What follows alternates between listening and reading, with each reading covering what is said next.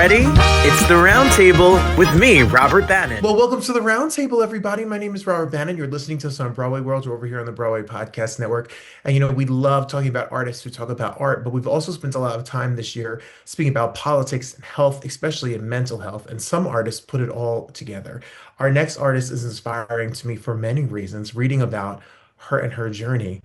Listen, everybody, you don't have to be 19 years old to break it in the music business. You can make it at all sorts of ages and stages, and you can put out a song that's in 15 different languages spread all around the world, giving hope, positivity, and light for all sorts of people. Misty, welcome to the show. Thank you for being here. Thank you so much for having me, Robert, and thank you for all the kind words about my journey and the song. It is Yes. very important to Well, me. and to me, and I want people to know that you could listen to the single, Could You Lend Me a Smile? Could you lend me a smile? I was listening to, I'm ready. I'm ready. It's catchy, it's beautiful. It is the instrumentation and the hook of it all is going to be in your mind, and I hope you take the message with you. How did the song come to be? I read a story. I've always known this issue, but that story brought it really personal. I read about this young guy in Japan. He's only in his early 20s, and he died in his own apartment, and nobody found out until weeks later. And turns out he's not lack of material. He had his properties and he had his habits. He had a life. He just had nobody. And when things gone very wrong, he just basically gave up his life. That made loneliness so real to me. I could imagine how sad he was when he walked in such a busy city like Tokyo in Japan, and just nobody was willing to give him a meaningful eye contact, a tiny bit smile, or a little bit help, even just ask him, "How are you doing?" Really, things like that might have changed his life. So the way I process emotions is to write songs about them. And I wrote about his story, but in every song I write, I don't want it to end on the issue, the problem. I want to find a solution and I want to bring hope to the issue, to people's life. So I imagined as he expressed how he's feeling, people start to listen to him, start to change, and maybe at the end, someone would lend him a smile. You don't even have to give it to him. Just let him borrow it for a second. That could have saved his life. Then we realized that even though all over the world, a lot of people speak English. From my personal experience, I can speak English, but when I need to really understand something or feel something, I need to hear it or read it in my heart language, which is Mandarin Chinese. So I imagine it will be the same to other people all over the world. If we want this message to help more people, it needs to be in more languages, more of people's heart languages. That's why we got 15 so far, and there are more coming. And the goal is just simply to have the message reach as many people's hearts as possible. It's so amazing and what a great idea to get this important song and message out in whatever ways you can. And like you said, 15 languages across five continents with artists combining the people singing with the 60 plus Grammy Awards and nominations. You yourself are the first native Chinese artist to break the Billboard Top 25 AC chart. You have come to music and your success in kind of like I alluded to in the introduction, in a roundabout way. You found it in your 30s, success in your 30s. Did you ever dream that you would be charting the Billboard charts and releasing this at this stage in your life? Never. Never. I was so afraid of even thinking a tiny bit about it. In fact, discover music is another way to say it. Actually, it was discovered by somebody and given me this idea that I could write songs, but I fought the idea for 6 months.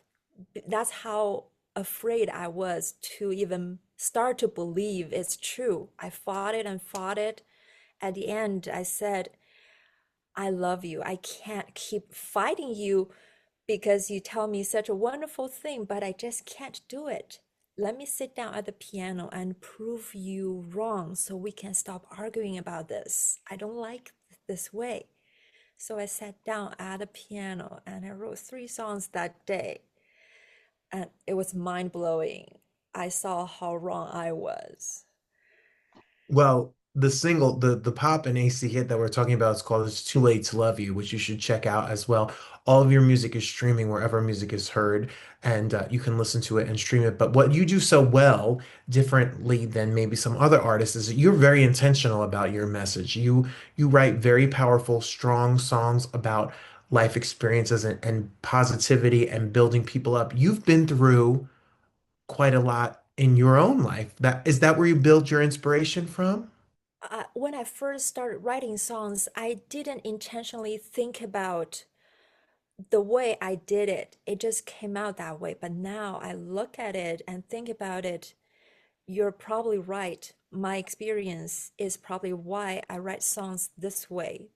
Through all the struggles and the life experience, like the early life abandonment, and later, not very late, in my 20s, I dealt with cancer and surgery and treatment. I think because I struggle so much, on the way, I probably hoped there's something that could help me. So now, since I discover music can help me personally so much, I want to share this method, and it's such an easier way to help. So I want people to experience it. They can enjoy the music as well as getting some help or relief. I think you're absolutely right. I think it's amazing, and that's pretty fantastic. So you were born in Asia, in China, Correct. and where are you now in the world? I split time in Washington and California. Okay, so we've stole you over here to the States, and at what age did you decide to come here? After college in China, I had an opportunity to move to Canada. So I went there, finished my accounting program, and started working as an accountant in a music store where I was the only one who was not a musician. It was, Wait, so yeah, it was very fun. you graduated college and you were an accountant in a music store, but you still had not been a musician. You still had not written music. I had no idea. I was so amazed by all the musicians I met. I admire their work and I enjoy watching and listening to their music, but had no idea I was a musician myself. So when did you, because you play piano. Well, that was when my friend challenged me to write music. He specifically said, you have the ability to write music and you can play by ear. So, yes, in my music videos and in songwritings, I play a little, but that was as much as I can play. I just taught myself a little bit. Okay, so when did you decide to sit down?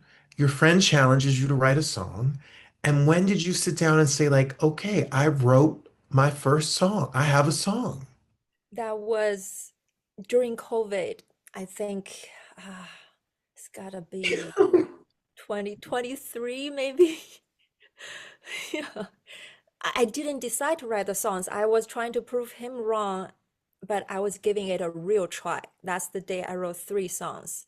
Then all the emotions, I couldn't find a way to tell anyone, or it's too hard, or it's too dark for me to even think about sharing. too embarrassed. Then they all come out in music freely and easily, and I could share with everyone through music. I can't tell you, but I can show Right. you with music. Your friend had caught on to something that you didn't even know yet, which is pretty amazing that this all happened. So, okay, so here's my $1 million question for you. How do you go from just 2003 and then you now lead on? How did you break into this as a professional musician? I hear that you got discovered. Yes. Wow, that's another crazy story. We like to look at houses just for fun. And at one house visit, we started talking to the agent there. And he said, "Oh, I'm a musician." And my husband said, "Oh, my wife is a musician too. You should swap music." That's what we do when we meet a musician. So we listen to each other's music. And he liked my music, so he forwarded my music to his friend who happened to be an assistant of Narda Michael Walden. And that's Justice. I'm so thankful to him. So Justice forwarded to Narda, and we received a phone call said from Narda said, "I want to meet you." So I expected maybe a 30-minute meet and talk, but it turned out to be a 3-hour music playing, jamming, songwriting session. And at the end of that 3 hours, Narda said, "I would like to produce your album." But he did more than that. Not only he produced my album, he wrote it with me together, helped me explore different genres I've never thought about writing. Now I think about it, he was intentionally training me to write in different genres, and he was also trying to challenge me to explore my ability. And he also sang like 2 songs on the album with me. He rapped in one of them, and he sang the duet, "It's Too Late to Love You," with me. Amazing. If you don't know him, you know his music. He's a drummer. He's a drummer for Journey. He's a Grammy Award winner. I mean, he's worked with everyone from Whitney to I mean, everyone in the universe knows the Bodyguard album, which he won a Grammy for being album of the year. Was there fear? Is there any moments that you feel like this is not real, or I'm an imposter, or what does he see? I think we all struggle with that as artists. What is special about us? Every moment I spent with him was, like you said, it was unreal. At the end of the first meeting, I told him, "Narda, this is all so unreal. It's like walking in a dream. I'm still a little foggy here, but I think I'm not afraid to dream again." And he said, "You should write a song about it."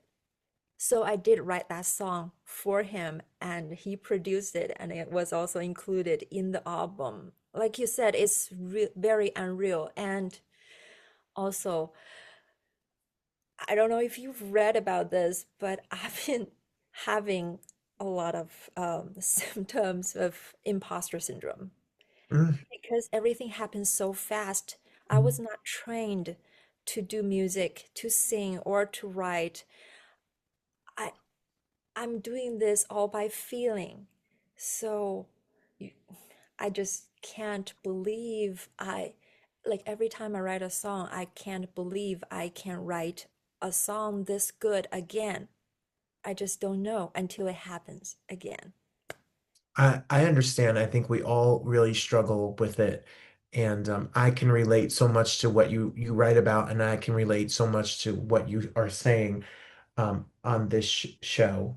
And I think it's so important that you've been using it to share your story. You know, Make Me Smile, which is your podcast, which has even charted on Apple and Spotify charts in the top 20, top 13, to be quite honest, which is really hard. There are millions of podcasts in the world. because you talk about things that I think we so need. We have so much anxiety and we're so tired and we're emotionally exhausted and we are disconnected with more social media and digital age than ever. And you've taken your music and now the conversations on the podcast to great success. Why do you think people are longing for conversations like this? Thank you so much for asking. By the way, I love your podcast, mostly because how thoughtful your questions are, how you dig out the real emotions out of people. That's what makes your podcast so special, and you make some real connections. That's what we're missing. That's why we have the mental health problems. Is not because that we're lack of all the help we need, is probably just because we forgot some basic things we used to do like a little child, Mm, like to smile at each other, to mhm. just walk up to someone with no without thinking about what they might feel, just say hi I, and just are able to play with anyone.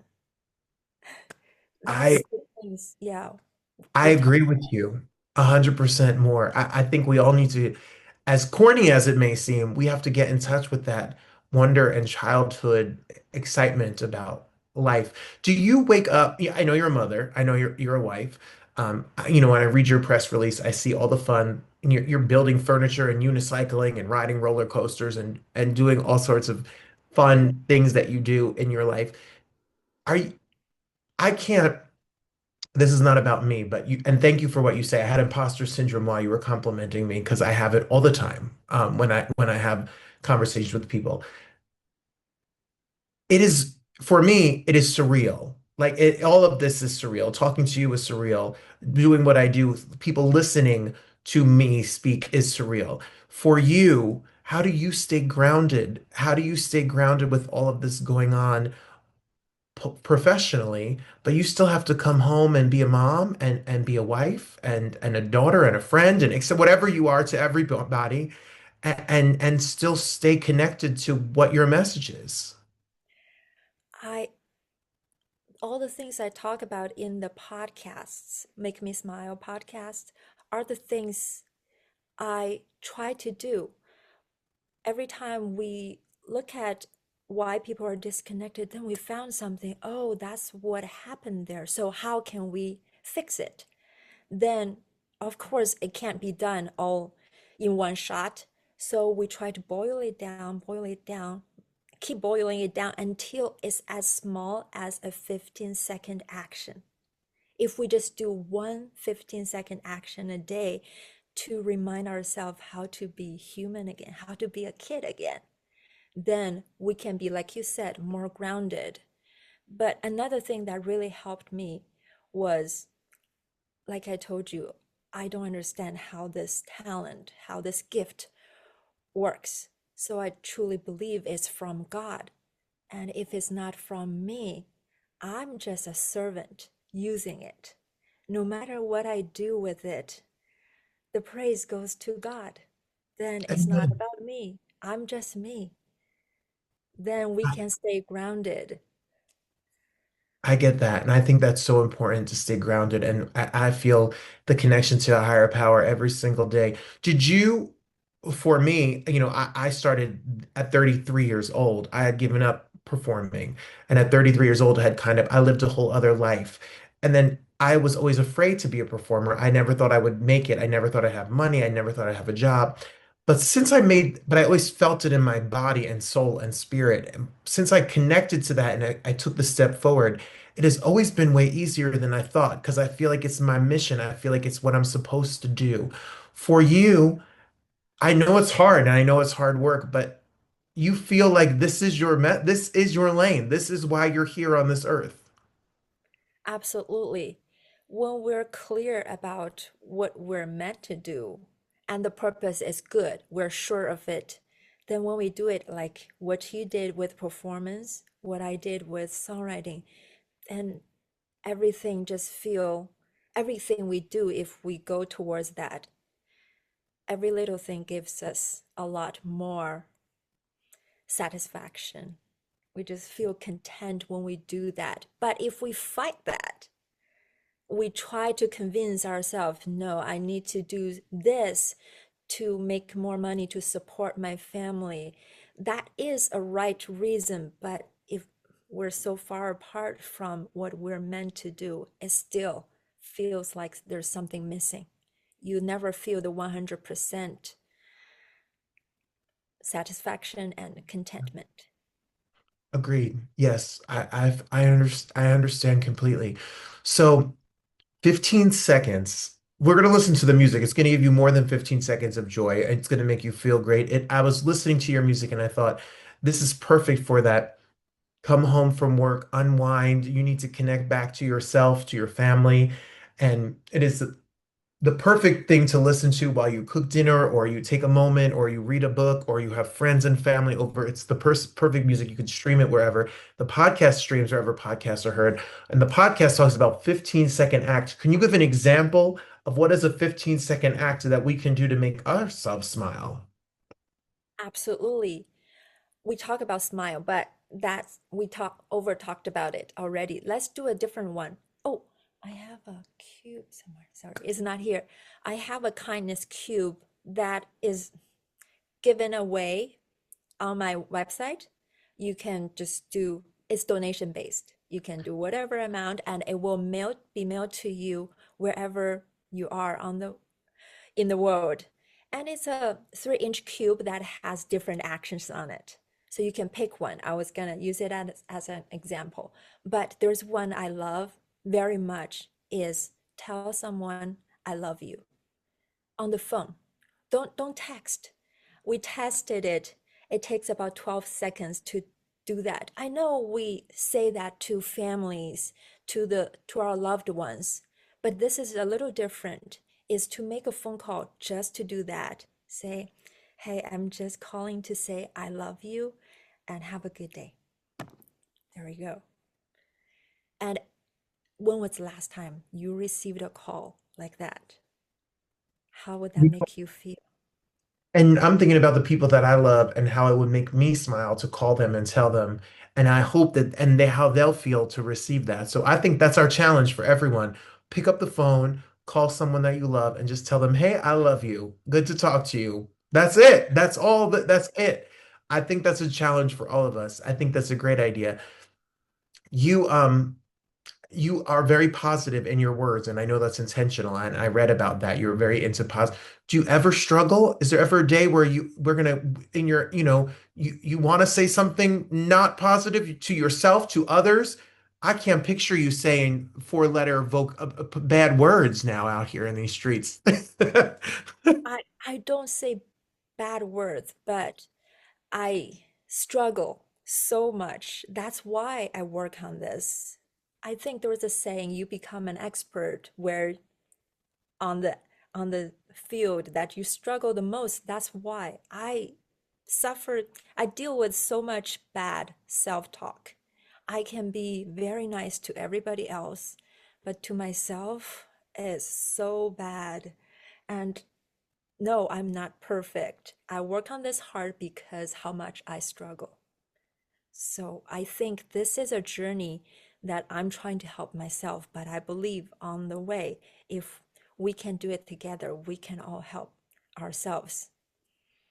Amazing. I think it's really important. So Make Me Smile is the podcast. The new single, while we're talking about it, is called Could You Lend Me a Smile, which is available in 15 languages across 5 continents with singers with 60 Grammy Awards and nominations across the chart. You're charted, your album, the debut album, the songs from the living room is out. People can stream that album as well.